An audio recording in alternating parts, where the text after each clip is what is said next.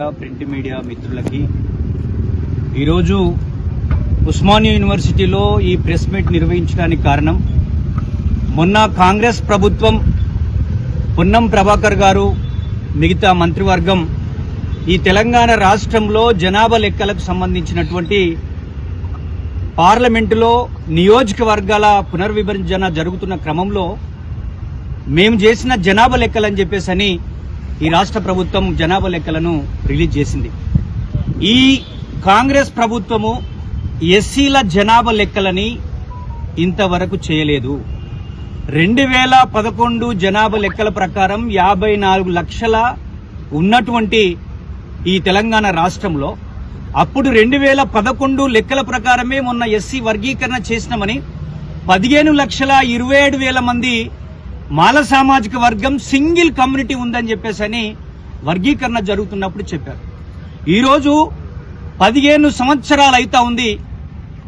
ఈ 15 సంవత్సరాలలో మాల సామాజిక వర్గం దాదాపుగా 10 లక్షలు పెరగాల్సింది ఇంకా దాదాపు 50,000 తగ్గిందని అంటే దీని వెనకాల రాజకీయ కుట్ర ఏం జరిగిందని చెప్పేసి ఈ రాష్ట్ర ప్రభుత్వాన్ని అడుగుతా ఉన్నాం.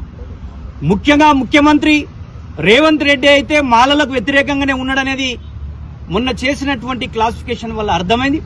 మేము ఒకటే చెప్పదలుచుకున్నాం, జనాభా లెక్కలు చేసిన తర్వాత మీరు ప్రకటించి ఉంటే బాగుంటేది. ఈరోజు బీసీలో కూడా 20 లక్షల మంది తగ్గినమని చెప్పేసి మాట్లాడుతూ ఉన్నాం.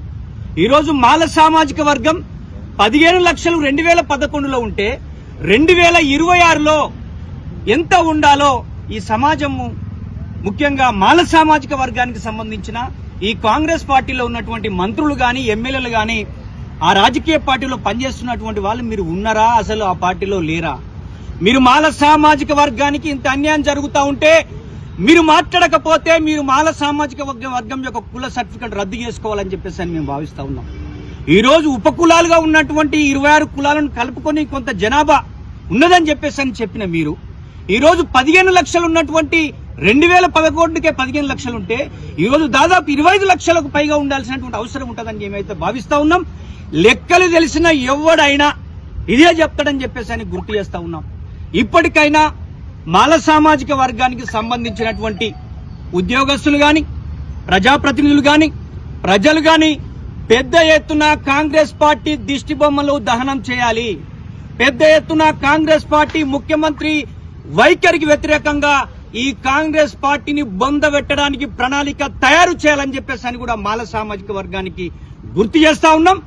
ముఖ్యమంత్రి కాంగ్రెస్ పార్టీ మీరు అసలు ఎస్సీల జనాభా లెక్కలు కూడా చేయలే, కానీ చేయకుండానే ఎలా సర్వే చేశారో కూడా మీరు చెప్పలే.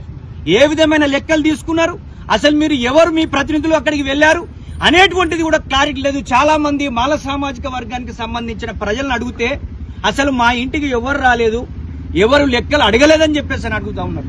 అంటే దీని వెనకాలన్న రాజకీయ కుట్ర ఏంటి? దీని వెనకాలన్న మాలలను రాజకీయంగా ఆర్థికంగా సామాజికంగా అణచివేయాలనేటువంటి కుట్రలో భాగంగానే ఈ జనాభాను తక్కువ చేసి చూపించారని చెప్పి మేమైతే భావిస్తా ఉన్నాం. కాంగ్రెస్ పార్టీని బొందబెట్టే మహా ఉద్యమానికి మేము సన్నద్ధం కాబోతా ఉన్నాం. జిల్లాలో ఉన్న వాళ్ళు, హైదరాబాద్ లో ఉన్న ఉద్యోగస్తులు, విద్యార్థులు, అదేవిధంగా మాల సామాజిక వర్గ ప్రజాప్రతినిధులు అందరూ కూడా పెద్ద ఎత్తున సదస్సులు, అదేవిధంగా రౌండ్ టేబుల్ కాన్ఫరెన్స్లు కూడా నిర్వహించబోతా ఉన్నామని చెప్పేసి గుర్తు చేస్తూ వెంటనే కాంగ్రెస్ పార్టీ దీని మీద పునరాలోచన చేయాలని చెప్పేసి డిమాండ్ చేస్తా ఉన్నాం. ఉస్మానియా యూనివర్సిటీ ఆర్ట్స్ కళాశాల వేదికగా ఆల్ మాల స్టూడెంట్ మరియు మాల స్టూడెంట్ జేఏసీ ఆధ్వర్యంలో ఈరోజు ఈ యొక్క కాంగ్రెస్ ప్రభుత్వం, ప్రజాప్రభుత్వం రేవంత్ రెడ్డి గారు ఈ యొక్క కులగణన అనేది విడుదల చేయడం జరిగింది. ఈ యొక్క మాల సమాజాన్ని చాలా తక్కువ చేసి చూపించడం చాలా బాధాకరం. కాబట్టి రేవంత్ రెడ్డి గారు మీ తప్పుల దడకగా చేసిన కులగణన అవాస్తవం. పూర్తిగా మనం చూసుకుంటే 2011 సెన్సెస్ ప్రకారం ఈ తెలంగాణ రాష్ట్ర జనాభా 3,50,00,000 పైచులుకుంది.